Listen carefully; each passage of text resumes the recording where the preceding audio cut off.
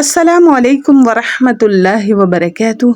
आज हम सीखेंगे वज़ू की फ़जीलत के बारे में और जानेंगे कि नबी सल्लल्लाहु अलैहि वसल्लम ने इसके बारे में क्या इरशाद फरमाया और हमारे लिए क्या ऑर्डर है। तो आइए पहले नबी सल्लल्लाहु अलैहि वसल्लम पर दरूद पढ़ते हैं। अल्लाहुम्मा सल्लि व सल्लिम व बारिक अला मुहम्मद सल्लल्लाहु अलैहि वसल्लम। फ़ज़्लुल वुज़ूइ लिकुल्लि सलातिन अन अनस इब्न मालिक रज़ियल्लाहु अन्हु क़ाल कान नबी सल्लल्लाहु अलैहि वसल्लम यतवज़्ज़उ इंद कुल्लि सलातिन क़ुल्तु कैफ़ कुन्तुम तस्नऊन क़ाल युज्ज़िउ अहदनल वुज़ूअ मा लम युहदिस।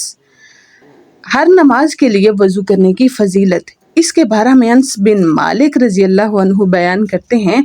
वो कहते हैं कि नबी सल्लल्लाहु अलैहि वसल्लम का मामूल था, आपकी आदत मुबारक थी कि आप हर नमाज के लिए वज़ू करते, हर नमाज के टाइम वज़ू करते।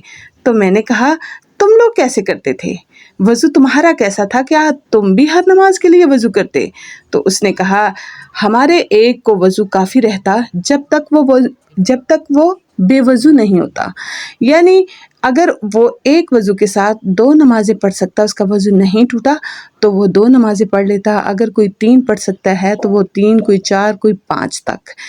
तो अगर वज़ू है भी फिर भी वज़ू किया हर नमाज के लिए, तो ये तो अफजल अमल है और यही नबी सल्लल्लाहु अलैहि वसल्लम की सुन्नत है।